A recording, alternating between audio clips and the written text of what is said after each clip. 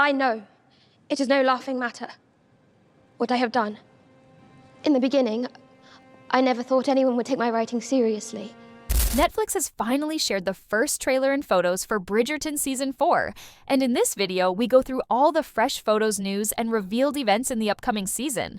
The trailer opens with a stunning masquerade ball. We remember this ball from Season 3 where before leaving for Scotland, Eloise tells Benedict that she will not miss a masquerade ball organized by their mother. The scene is bright with music lights and a variety of colorful costumes. It feels magical, just as we expect from a Bridgerton ball. But this event is not just about beautiful outfits. It is also where one of the most important events happens, the first meeting of Benedict Bridgerton and Sophie Beck, portrayed by Luke Thompson and actress's name. Their love story will be the main focus of Season 4. The trailer opens with the dazzling lights of a masquerade ball.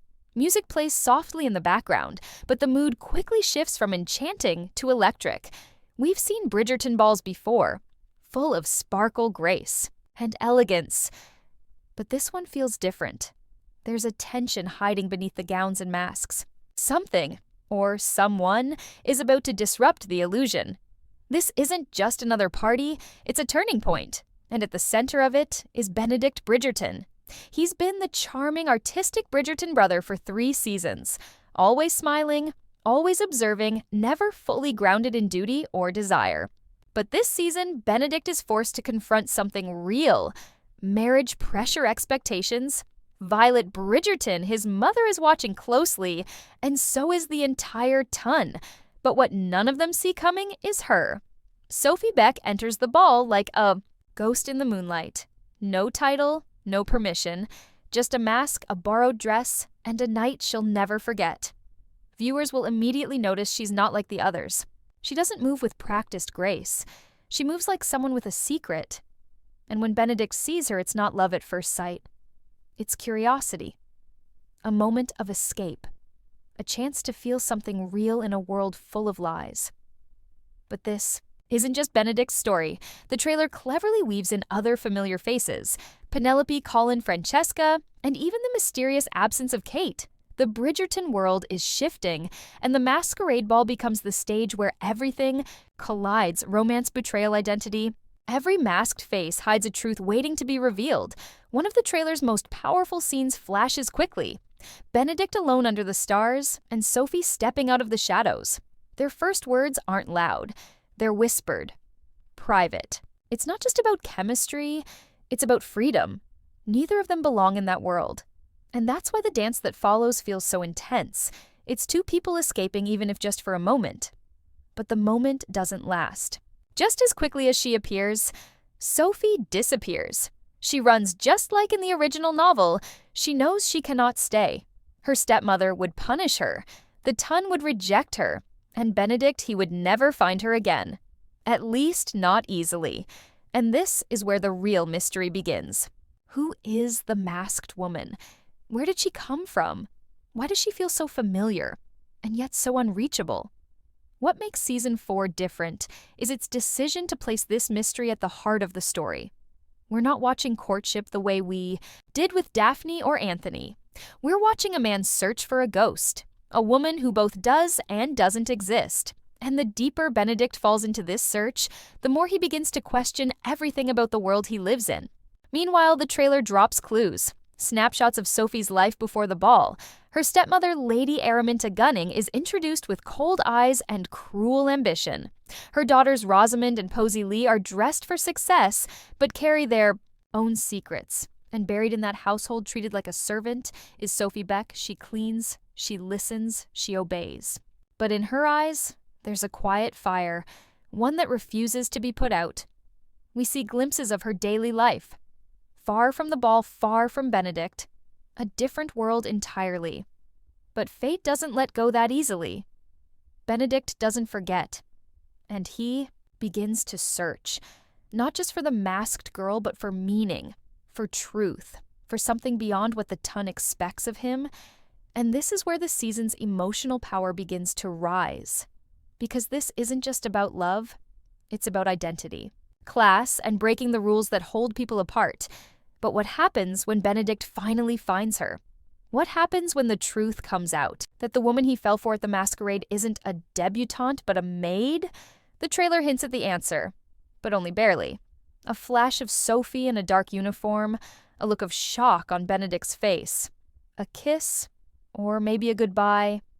It's not clear, and that's what makes it so powerful. Season 4 is going to challenge everything the Bridgertons thought they knew.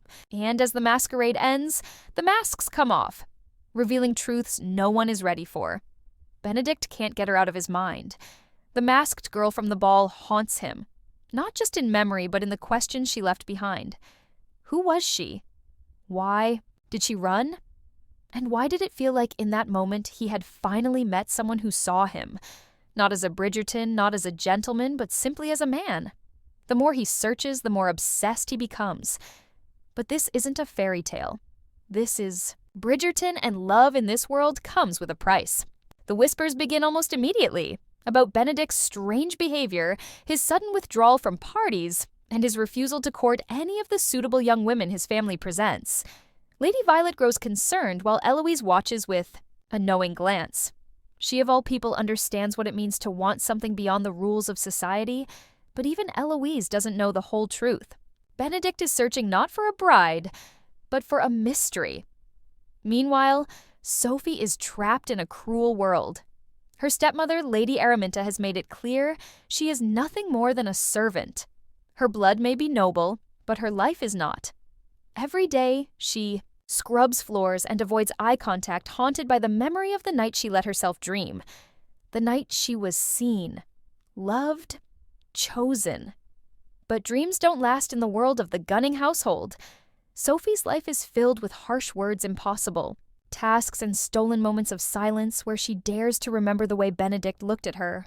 Across the city, Benedict begins piecing things together. He hears a rumor about a servant who vanished from a ball, a girl who never should have been there. A name whispered once, then quickly denied. Sophie Beck. The realization hits him like thunder. He starts following leads in secret, avoiding attention, knowing full well that if he finds her, everything will change. He can't marry a maid. The ton won't allow it. His family won't understand. But his heart has already chosen. And that's where the true tension begins. Because love in Bridgerton has never been simple. But this is dangerous. This is scandalous. This is forbidden. The trailer teases the confrontation. A dimly lit corridor. Sophie stands in the shadows. Benedict finds her. Their eyes lock, and the pain in both of them is unbearable. He asks her why she ran. She asks him why he came. And for a moment, the world disappears. But the world always returns. And with it comes judgment, consequences, and heartbreak. Sophie begs him to leave her alone to forget her. But he can't. He won't. Because he's already lost too much pretending to be someone he's not. Sophie's fear is real. If her stepmother finds out she's been discovered, she'll be sent away. Or worse. And Benedict knows that the moment their secret becomes public, the ton will tear her apart. He begins to change. Slowly, quietly, he starts pulling away from his family's expectations. He cancels appearances. He avoids matchmaking events. Whispers turn into rumors, and Lady Whistledown begins to take notice. Has Benedict Bridgerton gone mad for a mystery? She writes. Or has love finally found the one Bridgerton who swore he'd never settle down? But it's not just about love anymore. The truth is catching up to them. Sophie's past is more complicated than anyone knows. Her real father left her in the care of a woman who despised her. Her identity has been buried, erased, rewritten, and as Benedict digs deeper, he begins to see just how broken the system around him really is. The ton loves beauty, but only when it's properly dressed. They adore talent, but only when it comes with a title, and they reward love so long as it doesn't cross the lines of class.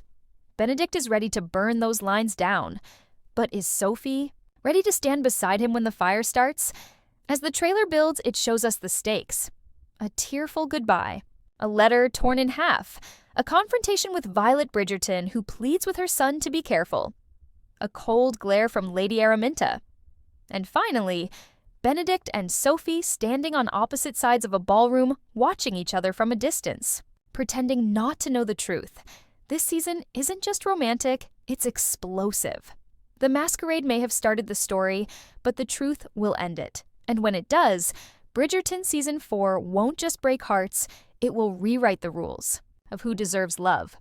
The Tun may be full of secrets, but nothing stays hidden forever. Not when Lady Whistledown is watching. As Benedict spirals deeper into the mystery of Sophie Beck, the scandal sheets grow bolder. Whistledown begins dropping breadcrumbs. At first, it's subtle. Mentions of Benedict's strange behavior, his growing disdain for society's rituals, his sudden withdrawal from the social season. But then the tone sharpens. A certain Bridgerton son appears to be chasing ghosts, or perhaps a girl in disguise. Whistledown writes. And just like that, the rumors explode. Gossip spreads like wildfire. Drawing rooms echo with hushed whispers. Daughters with titles begin to back away their mamas, fuming in silence. And Benedict? He doesn't care. For the first time in his life, he's not living for the approval of the crowd. He's chasing truth. And he's chasing her. Meanwhile, Sophie's world is collapsing. Lady Araminta becomes crueler by the day, sensing something has shifted. Sophie's stepsisters taunt her relentlessly. But it's not just about jealousy. It's fear. Because they can feel the change coming too. The invisible girl they once controlled is starting to rise. But rising comes with risk. Sophie knows that if her identity is exposed, she won't just be punished, she'll be erased. Her only hope lies in the one man bold enough to fight for her. And Benedict, he's ready for war. But he's not the only one watching. Anthony is concerned. Colin is confused. Daphne is intrigued. And Violet? She's terrified. She's seen what love can do in this world. She watched it break. Daphne transform Eloise and nearly destroy Anthony. And now it's coming for her second son. Violet warns Benedict to be careful, to think about the consequences, to remember the world he lives in. But Benedict's heart is no longer negotiable. He tells her the truth about the ball, about the girl, about the way Sophie made him feel, like he was finally seen. And for a brief moment, Violet softens, because she remembers what it's like to love someone who doesn't quite belong, but support. Doesn't come easily. And while the Bridgertons begin to divide on what Benedict should do, the outside world starts to close in. Sophie is seen, once briefly, leaving a tailor's shop. Her face half covered, her eyes nervous. Lady Whistledown writes again, "The Phantom of the Masquerade Ball may have a name after all, and it could shatter a legacy." With that one sentence, everything changes. Invitations stop arriving at the Bridgerton estate. People begin to question the family's standing. Benedict is summoned to a private meeting with the Queen, who demands answers. A Bridgerton does not chase shadows, she warns him, unless he wishes to be dragged into the light. But Benedict refuses to be intimidated. He walks out of the palace with fire in his chest. He knows what's right, and this time, he won't walk away. The trailer shows the tension rising. A thunderstorm rolls over London. Sophie stands at the edge of a river clutching a letter she can't bring herself to read. Benedict punches a wall in frustration. Eloise confronts Lady Whistledown, face to face. And just when it feels like everything is about to break, it does. Because Sophie's past isn't just painful, it's powerful. She carries a truth that could destroy reputations. Her birthright was stolen. Her name was buried. And now, with Benedict at her side, the truth is clawing its way back to the surface. But the question remains, will the Tun listen? Or will it destroy them both before they get the chance to be free? This is the world of Bridgerton, where love is never enough and truth comes at a cost. But Sophie and Benedict are ready to pay it together. The magic of that single night lingers like a haunting melody. But in the harsh light of day, masks are no longer charming. They're dangerous. And now, with the whispers of Sophie's identity growing louder, everyone in the Tun is scrambling to protect themselves. The Queen orders a private investigation. Lady Danbury starts asking questions. Even Lady Featherington smells blood in the water, hoping this scandal might be her chance to rise again. But the most dangerous move comes from Lady Araminta. Desperate to protect her own daughter's chances, she begins spinning lies faster. Then Whistledown can write. She claims Sophie stole from the family. that she was never truly a ward, but a servant who crossed a line. She paints her as a social climber, a manipulator, a threat to the values of the ton, and because she's well-connected, people listen. Benedict, however, refuses to back down. He starts using his name, his power, to shield Sophie. He tells the truth wherever he can, that she didn't trick him, that she didn't pretend, that she was the girl from the ball, and that he's never stopped looking for her. But it's not enough. Not yet. The ton thrives on reputation, not romance. And the idea of a Bridgerton son falling for a girl with no title, no dowry, and no protection is scandalous enough to start a war. The pressure mounts from every side. Violet begs her son to wait, to delay the courtship, to let things cool down. But Benedict has waited his whole life to feel this certain. He won't. Let go. Sophie, meanwhile, is breaking. Every moment feels like a choice between survival and honesty. Her feelings for Benedict have grown past the point of hiding, but so has the danger.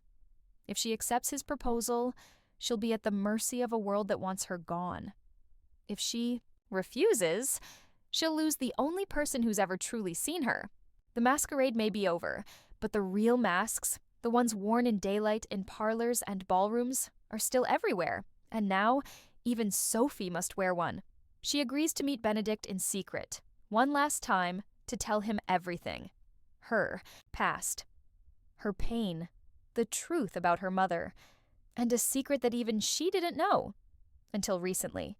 That she's more than a servant girl, that her lineage, though forgotten, may be far more important than anyone realizes.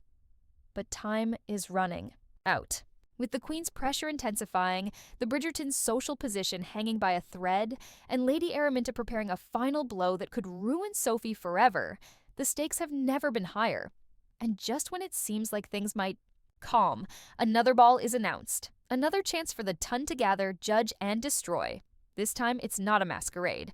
It's the Queen's mid-season gala. Masks are forbidden, faces will be seen, truths will be revealed.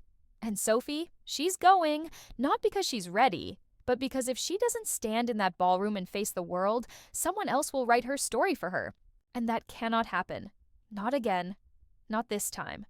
Because now, she has something to fight for. The Queen's mid-season gala arrives like thunder. The air in Mayfair is thick with tension, the carriages are endless, and every eye is watching. This is no ordinary ball. It's Judgment Day. For Sophie, for Benedict, for the entire Bridgerton name. Violet stands at the edge of the ballroom, her face calm but her heart racing. Lady Danbury whispers warnings. Penelope clutches Colin's hand tighter than usual, and Lady Araminta walks in like a queen, dragging her daughters in tow, ready to win the war with one final public strike. But then, Sophie enters. Not in a borrowed gown, not hiding behind a mask. She wears a simple lavender dress, her hair pinned with grace, her eyes locked on the crowd. She looks nothing like the girl from the masquerade, and yet somehow more royal than ever. The room stops. Gasps echo.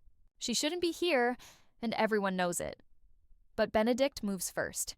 He walks straight to her, past whispers and frowns, past his family and her enemies, and holds out his hand.